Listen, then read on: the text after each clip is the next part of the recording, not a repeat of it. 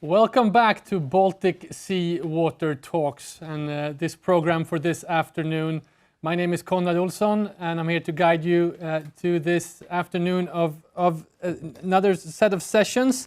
We are at the beautiful Ute Värdshus in the Stockholm archipelago with an audience that views us or follows us digitally, but also an audience that is here in the flesh physically, which we are really happy and thankful about.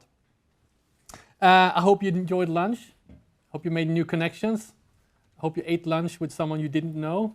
We'll hold you to that. If not, there are more opportunities afterwards, perhaps on the boat back to the mainland. We're going to move on now to a panel and talk about what the business sector can do for the Baltic Sea and for positive impact in general. And we have a really distinguished panel here. I'm going to introduce them. We have Peter Vive Nilsson, CEO of Race for the Baltic. Thank you. We have Louise König, Manager Strategic Sustainability at Ramboll Management. And Emilia Molin, Managing Director and Nordic Business Lead for Nespresso Professional and Be Water.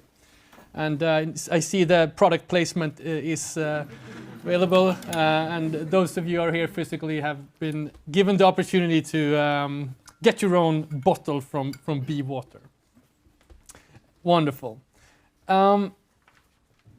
Louise, I thought I'd start with you actually, because I think you have perhaps most broad experience working both with the private and public sector, helping them with sustainability issues.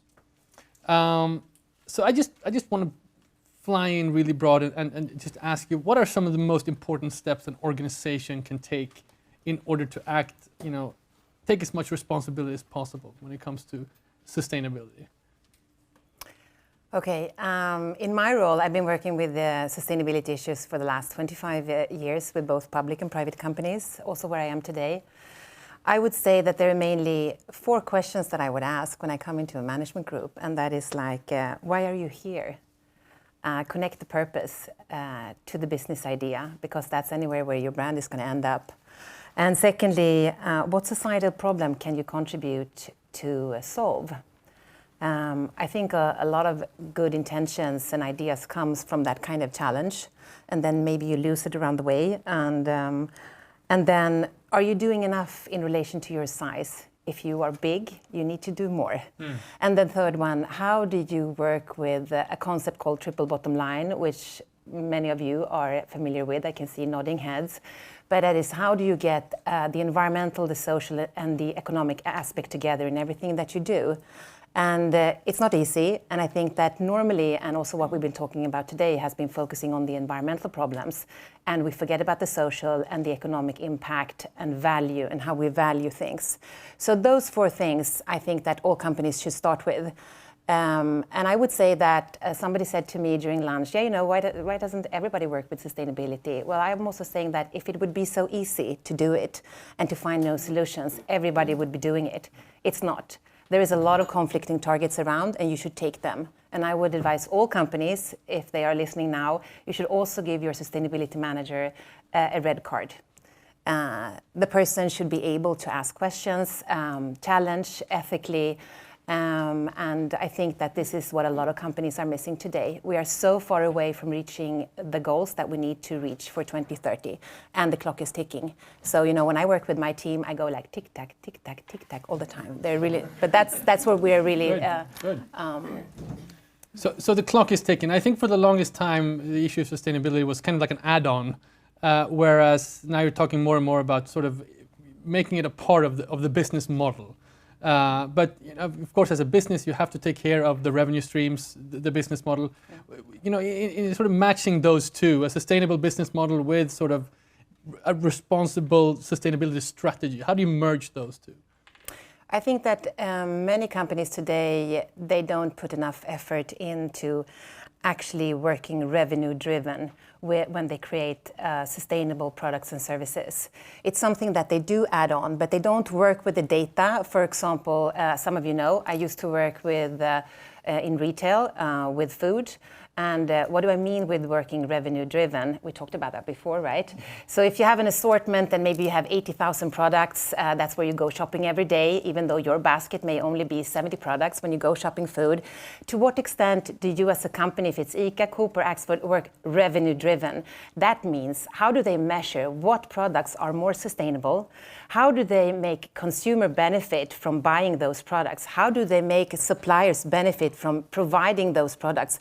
Where they put on the shelf, where they put in the commercial, how do they get benefit from actually driving and developing sustainable products? That's what I mean with working revenue driven. And a lot of companies, they don't do that. And I think it can also be that you are afraid of keeping two business models at the same time, because you may actually have a business model, say, for example, selling 4 t-shirts for 100 krona, and then you start a conscious line where you have a t-shirt costing 1,000 krona. And of course, there is a lot of ethical debate in a management group about that. But I say, don't be afraid. You need to run 2 parallel business models in order to find a sustainable one, and you need to work revenue driven. Right. Louise, I'm going to get back to you, but I thought we'd bring in you, Emilia, in terms of infusing this in the business. So BeWater, you are part of what's called 1% for the Planet. But tell us about that. 1% for the Planet is an organization founded by the Patagonia founder. And it means that all companies that are part of this platform, it's more a platform than an organization, promise to give 1% of the revenue to environmental causes. And we, being in the water business, have of course decided to go with water-related projects on each market. Right. So it's 1% of the revenue, not the gains, or yes. Wonderful. So what causes are you supporting? We are supporting here. I'm here today, and as you can see, since I brought this up on stage as well, we work very closely and very proudly with Robert and Thomas and Initiativ Ute. Which is a project that is very close to my heart and also close to everyone in the team's hearts as well. In Finland and Denmark, we work with Green Kayak, which is an environmental NGO. And in Finland, we work with a bigger organization called John Nurminen Foundation that is also engaged for the Baltic Sea. Right. And as I understand it, it's important that it's local. Right, that you are engaged in local initiatives? Or? Yeah, I think I come from the NGO world, and I think that all NGOs do a great job. I mean, we will always need organizations working in non-profits. When it comes to the company side and companies getting engaged in sort of organizations or projects, I think it's really great that all the team members, I mean all our employees, all our clients can actually come here and see the cause that we support. And we 2 times a year, we come out, all the team, to work in the project. And I mean, it gives something for Anna or Erica or Susan or Henrik sitting here to actually be part of the project, to actually take the pike from the sort of small pond to the sea or vice versa, because then you're really here.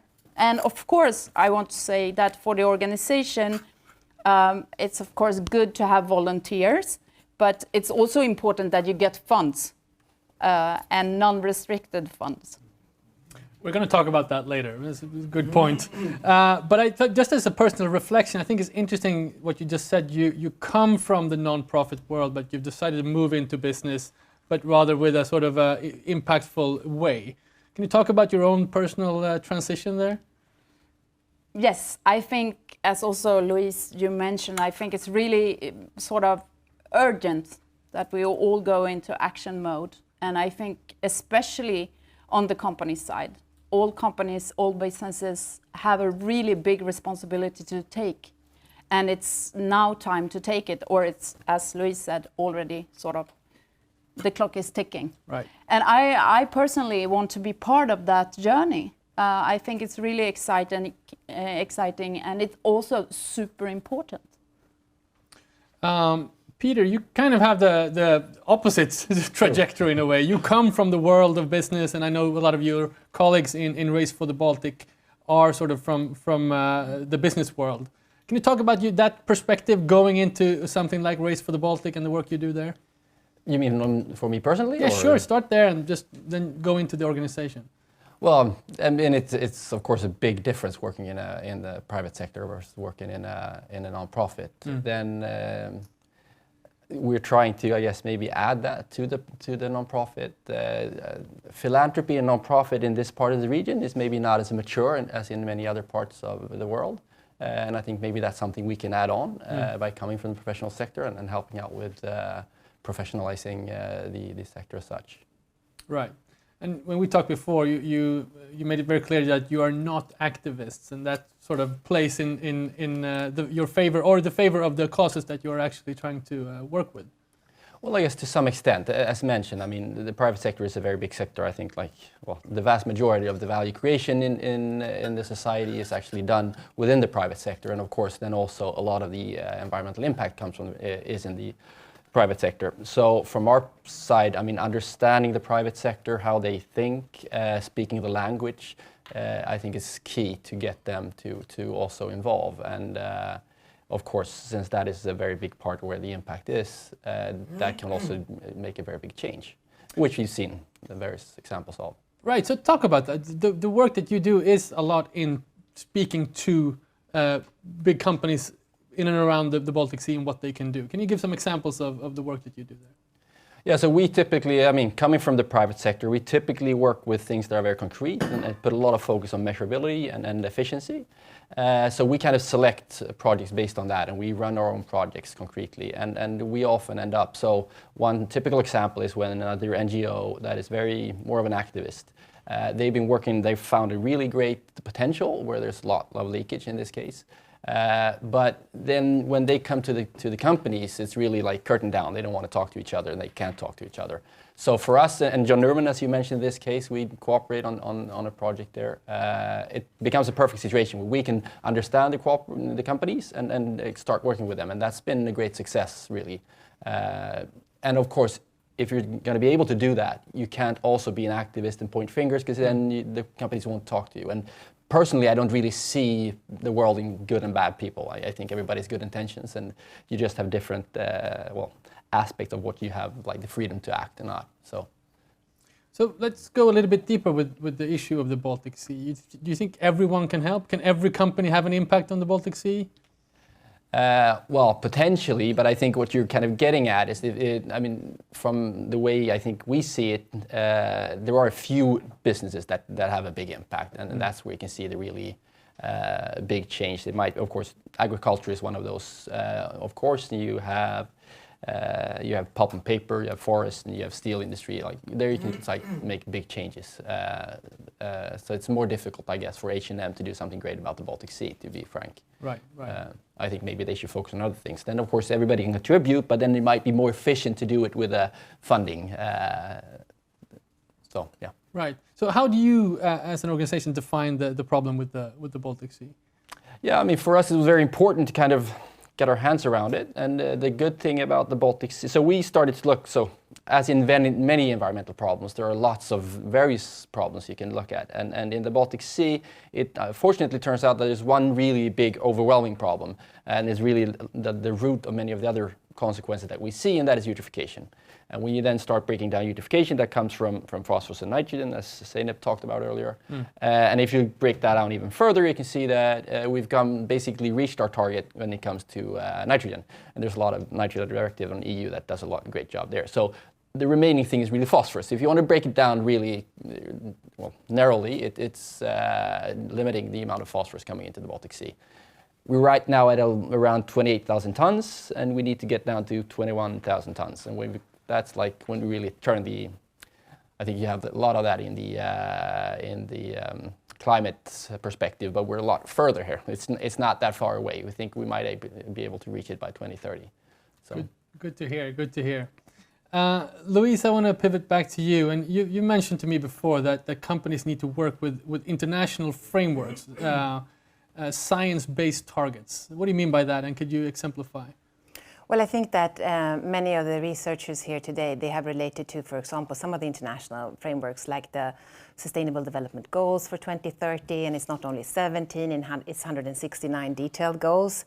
And then we have the science-based target, both for climate, coming up now also for water, the water initiatives, and biodiversity. So there is a lot of international framework, and I would actually like to say that when you mentioned about H&M, they have done a lot of fantastic things internationally that they could actually transfer in terms of creating the playbook or the manual or setting the targets and the KPIs for what we could do in the Baltic. So I think that the transfer of knowledge there needs to happen, because what I see is that there is enough frameworks, there is enough international agreements. We just need to be more focused on doing what we're doing today, meet with different disciplines and see how can we do that practically. And I also see with all of the clients that I'm having, both from the public and the private sphere, the demands now are starting to come, especially from the public buyers, because they're of course also tax money, that they're putting, okay, can you build this road, but you're going to reduce the carbon impact with 80%. And our engineers, they have never done that before. Or can we combine this with a biodiversity target where we save 30% of land in all the projects that we do? And of course, it has a huge impact when you start to setting those goals. And I think a lot of the solutions are in international companies who have done it in other places. So I would say that we don't need to invent. We need to use what we have and scale it in a different way and package it. Just like Initiativ Ute should, I think, do a playbook, a manual for how do you do this step by step here in Ute, Värmdö, in other parts of the Baltic. And I would also say don't underestimate the need for communication. Because we've seen some examples here. Some are very strong in the communicative part, others are not. And then what I've been lacking today, I haven't heard anything about money. It feels like all the research, oh, I got funds here and there's like, okay, but put a price tag on everything. I would really encourage that in everything that you do. And that's also why I say to my clients, because the most important part in a management group is not the CEO, it's the CFO. It's the Chief Financial Officer. That's me as well. We're a small organization. So. That's fantastic. Yeah. Okay, so this is the guy to go to. But I think that's very important. And I would also say the person who is the legal advice, because there we're seeing a new movement coming up and saying that, okay, if nature would have rights, would this be right to do? And we have a new legislation by 2020 where we say that we should take all our ambitions and targets should relate to generational targets. And that means 100 years ahead. And almost all of our public projects, the client says to us, what are you going to do for the next coming 100 years to support us?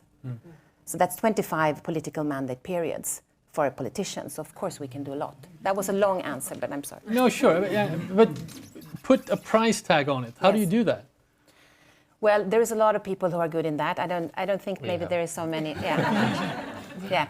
So I mean, of course, there is kind of principles for that, cost-benefit analysis, etc. Yeah. And what do I mean by that? If you take a simple example, is there a lot of people here who like going swimming? What's the matter with you? Okay, one at least. Okay. So then, of course, if you would say, how much would you value dip in the ocean? Is it 200 krona or 300 krona? And then, of course, the other question is like, okay, how much money would you like to have from Woodstein swimming in the ocean? Because probably when you swim in the ocean, you also do something else in there, which is not very good for the ocean. That often happens. And then people are greedy to say that, oh, then I want to have 300 or 400 or 500 kronas to not go into the water. So, of course, you can put money on everything. And I think that we need to start to work like this. And that's why I say also the triple bottom line. Combine environmental, social, and economic evaluation of everything. We can do that today. We're doing that in projects.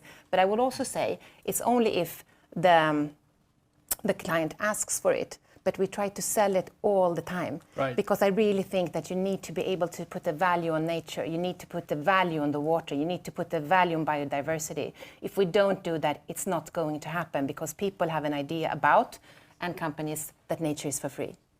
Peter, do you agree? Yes, absolutely. I think quantification is kind of key, and maybe a complementing aspect. I think also you need to quantify things because every money you have has an alternative investment as well.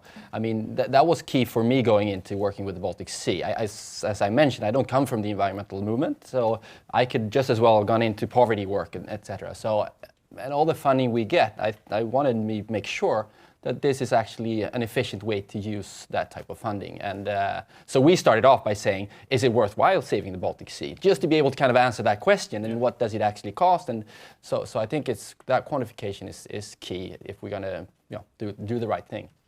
So how much does this play a role inside the company? I mean, you've talked about this, Emilia, that it plays a role in kind of recruitment and a stronger engagement to your staff, that you have these initiatives. Yeah, and I think it's so important. Also, I would say, sort of adding on to what you just said, that I think it's so important also for initiatives, for organizations, to help the founders, the sponsors, the companies that actually want to join in the cause, to communicate to their clients or to their employees. And many times I see that many organizations, I know this myself coming from the NGO world, they do something that is sort of one solution for all, instead of really going into, okay, how should we lift what we do to this company that we work with, or to this company that we work with. It takes more time, but it will also pay off, because once the engagement is higher within the company, it's also, I mean, good for the organization that you are supporting. And I see that in our company, it's very important for all our employees that we are engaged here. On the coffee side, we are engaged for single female farmers in Colombia, and that is also a project that our employees are super engaged in. But I think it's really one thing to support a cause, but it's as important to communicate about it internally. Somebody spoke about storytelling here earlier today, and I don't think you can do too much storytelling about what you are doing and what you are supporting, because if you just send away by Christmas, you send away 300,000 crowns to some big organization somewhere, nobody cares. It's sort of a good thing, but if you don't know more about it, how can you be engaged? Right. Louise, is this something that you recommend to your clients as well? You talked about the CFO. Can HR play a role here as well? Yeah, of course. Yeah, I would say that the companies and organizations I work with, they have passed that. They are beyond that. So I think that for a lot of the work that we do right now, it's quite tricky issues. I mean, it's the kind of the lost carbon percentage or getting things together, because a lot of these goals, they're also conflicting: climate, carbon, water, biodiversity. And then if you add the social aspects, and here now we're talking about the just transition. If people don't have food on the table, after COVID, we have 5 to 10 million poor people in Italy and Spain. It's the countries that we go, as tourists. I mean, they're not going to care about climate if they don't have food on the table. So that social part, I think, is also very important, and that's what companies are looking into. And what I think what's really going to drive the development the coming year is the EU taxonomy, which is a new legislation where there are coming in recommendations and requirement to, you have to have a climate ambition. That's where we're starting now. And then comes water, biodiversity, pollution. So how can we put a measure on that? And there, you're not going to be able to get financing, investment, if you don't have that. And of course, then you need the data. So the ones investing today, and also I would say banks, they are struggling to get the right data, because we're working with default data. We're not working with precise data. And that's even, I would say, like, in areas that are quite mature. If I take my previous role working with food, we're still working with default data when we put the carbon footprint on this product or on a piece of meat. So I think that's the next challenge. So HR for sure, it's important. But again, we need to solve totally different problems. And the last thing I would recommend everybody to do is to work with scenarios. So you work with a 1.5 degree scenario, a 3 degree scenario, a 5 degree scenario, and you look at your, if you work with property, for example, you look at your houses and you see, okay, are these houses, are they 1.5 degree applicable, or is it 3 degrees? And then you see what problems you have coming out from that. Right.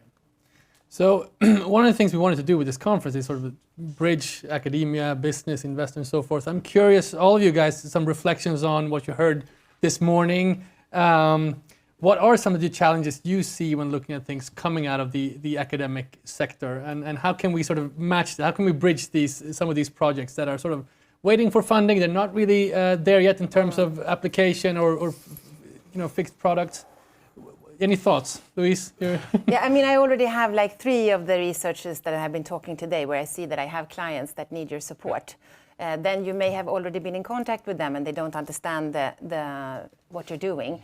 So we could cooperate there. And I think that, for example, me and Zeynep, we discussed during lunch here now, I think that quite early on you should look at, okay, Fosper, okay, maybe the agriculture sector, maybe one of the big food retailers that I know are working a lot with innovation. So I think we need to talk more to find these breeding beds and connections and finding the right people, because normally it's having the right contacts also when you knock on the door. So I think, and I would also, what I lacked in this first part is we need to start to talk about money. What is the alternative cost? Okay, what is the phosphorus solution right now compared with getting the raw material from North Africa? And how will it look like for the next coming 10 years with the scenarios that we have? So we need to start that dialogue. So let's not just pretend that it's kind of public money and somebody else is going to pay for it, because it's not. There is no free lunches. Any other reflections from this morning, Peter? Well, there's always this, I think there's called the value of death to sometimes as well. Having a patent portfolio myself and actually started my own company once upon a time, there is this kind of gap. And I think that's the risk you have. I don't know, you used to have Nitec and you have Vinnova. That's a typical problem you have. I don't know how delicate this is. I mean, how special that is when you come to the Baltic Sea. What I see maybe is a problem, and to some extent where we might come in as well, is that some of these benefits are more common benefits than they are to the specific company. So, I mean, coming a little bit back to what you talked about, we see the environment as for free. So maybe that adds on something that, of course, if you can get, like you have the carbon compensations you can get. I mean, if you have that type of structure for nutrients, which is actually a proposal out there that was released by Havsvattenmyndigheten this summer, then of course that might help to get to see the commercial opportunity in Zeynep or any of the other people's suggestions. But otherwise, I think maybe that's a typical question you have when you have ideas and you have a scientist, and you need to bridge that little bit gap. Do we have any input or questions from the audience before we wrap up this session? Yes, let's bring out the mic. Zeynep. Thank you very much. It was really great to hear what you are thinking and how the perspective from the private sector. But actually the question is about how the private sector is ready really to pay more than the classical routine pads. I mean that the phosphorus we can buy from the North Africa and it is really cheap, but should we find the cheapest version or should we pay more for more sustainable version? Or what is the sustainability for the private sector? It is like to find a treatment for the cancer because the peoples are dying for the many years and there are the research but slowly, or it is like a pandemics. We suddenly found the vaccine for the pandemics in 1.5 years and now we are here. So how do you see that it is a pandemic or is it a chronic disease? Are you ready to pay more? Not you, of course, the person, but the private sector. So what is really the reflection, what we are doing in our small labs? The question is, are we ready to pay more for something that is more sustainable? Yeah, I think that is a very good question. It's really tricky to answer, but I think it's like you need to dig deeper. For example, if we would take your specific issue here now, there is a lot of companies the majority of companies that are kind of serious about sustainability, they're working with a science-based target, and they have put targets to be net zero in terms of a carbon and climate perspective. They will do the same for water and biodiversity in just a few months, I would say. So the new gold is, of course, carbon and the carbon calculation. So they will not be able to meet their targets on a product level if they don't start to practice new new kind of science or new kind of ways of meeting this. But I think you need to work very closely with them. That's why you need to have this kind of matchmaking and looking into that and testing it. Because they will not be able to continue selling the cheap products the way they've been doing before. But I'm not saying that it's easy, but the solution will come with new scientific revolutions. Otherwise, they will not be able to manage. Or somebody here said, I think it was around the algae, of course. Then the problem is, okay, can we put cement in algae? Yeah, we can do that. But then, okay, what durability will the cement have? That's what my guys are working on, when we build new bridges or the Golden Bridge that we just finalized. So I think that we need to start a dialogue. So KTH need to have maybe an even more active hub for you to work with companies that needs the solution, and that's where Vinnova comes in to fund those kind of ideas. And I know they don't do that today. It's very frustrating, but maybe we can work on that together, because we're not going to have time if we're going to continue like this here now. So it was a long answer. But I think, again, to work revenue-driven, because the COVID was very good. I think a vaccination shot, is it like 20 or 30 SEK? But for a Swede, they valued it to the amount of 5,000 krona to get the vaccination.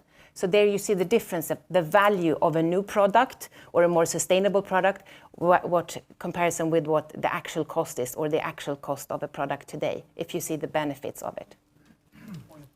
Was there another question, Maria?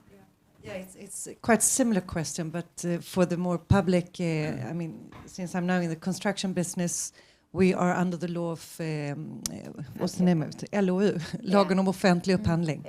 And we are talking about sustainability, but I'm lacking the definition of sustainability, because one of our products are cast iron. It remains for 150 years. You don't have to exchange it. And if you compare it, because we're always chasing prices, and I think what you are talking about, Liz, is very important, because we have to redefine our calculation. How do we value things and on life cycle?